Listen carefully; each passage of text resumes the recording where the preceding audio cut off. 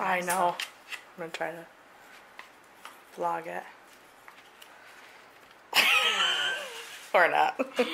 You're dark. I've been running for so long. I'm clear about the path I was on. I was breathless, my heart restless.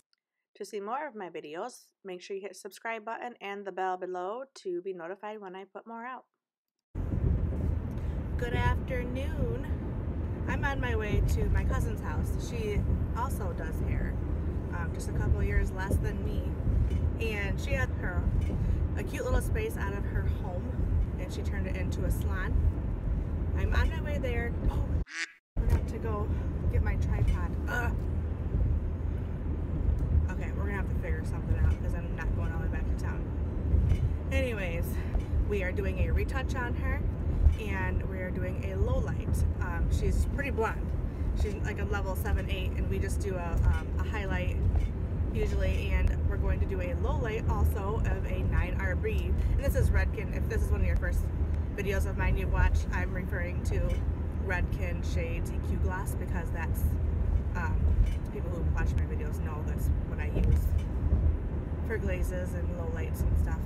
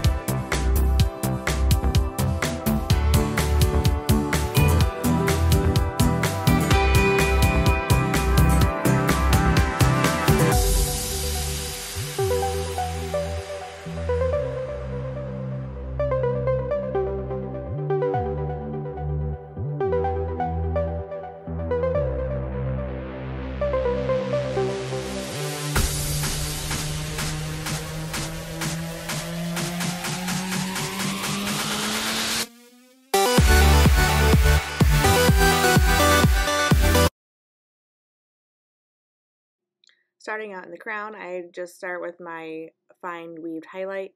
That's what she usually gets. We do thinner sections. She has a lot of hair. It may not look like it. It's very fine in texture, in diameter.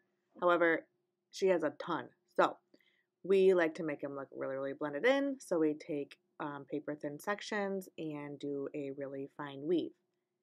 Starting out with a highlight foil. And for the highlight formula is FLASHLIFT with 20 volume. We just put that at her root area and blend it down where it needs to be. I apologize so much for the quality of the video. Like I said, I forgot my tripod. I was supposed to run to the salon out of the other 5 errands I needed to run that morning, and I just completely forgot. And she lives out in the country, and I wasn't about to turn around and go back. So I figured she would have some things we could stack it on, and we did. I didn't take a picture of it. I should have. It's quite funny. Point being, we figured something out but it's not the best quality. And I brought a camera, my Nikon, and it's, for some reason, it's very yellow. I'm not really sure why in the reviews. I did notice that people have said that. So we are working with that also. But hopefully you guys can get the idea, and the after shots are a lot better. I used my camera, or not my camera, my phone. Okay, so you see where I did a low light there just now with the 9RB in the shades gloss. We used the developer, the processing solution, obviously. I just didn't show me pouring that into there. I did the first 2 foils at the crown, and then I split the back up there so I can just, now I'm going to be doing I'm going to try to show you. This video was technically supposed to be showing you how to foil fast and to foil backwards or upside down. I'm not really sure how you'd want to explain it. I've just been doing it for years, and I don't do this with every client. It just depends on the client, but with her, it's really quick just to do it this way. So I'm going to try to explain and do some weird odd close-ups, but hopefully you get the idea, and I will do another video where it better explains it. We were all prepared for this. We had planned this video, and me forgetting the tripod, not being able to get a very good angle, I did not think that I just figured I would do another one. But not only was this supposed to be a foiling technique video, I was going to be showing you her haircut that I do on her also. She has a type of hair where you could cut it evenly perfect in the back, and when you pull it to the front, there's always that long piece.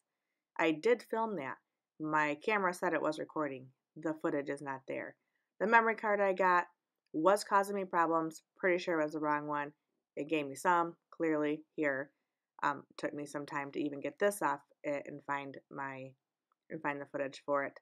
However, it did not. I could not find the haircut anywhere. But I will do that again, because some people have that hair just perfectly straight. You think it's even. You check it. It's not. I show you how to do that, and I will do it again the next time we cut her hair. I love the color of her hair. I love doing the 9RB, and I wanted to still use this footage. So here we go. Now, you see I'm doing some down. I just wanted to show you how, much time it would take if you kept pulling the foils down, laying it down, sectioning it off, pulling it up, doing another section, laying it down, foiling that way. There is an easier way. Okay, so just kind of get the idea, and I do have some better shots that I get in there to show you what I am doing. You can tell here how I wrap the foil around the comb, stick it in that part, and lay it on top. Now, you're still holding the foil the same. It's just upwards rather than downwards. You're still using the hair to tighten the foil down. You take the brush and swipe up instead of down. That way you can fold it down halfway, leave it there, do your next section. This is going to be a low light. And see that foil there? If it looks like it's going to fall, you can take a clip and just clip it out of the way. I don't, because I know I'm going to lay this foil right there.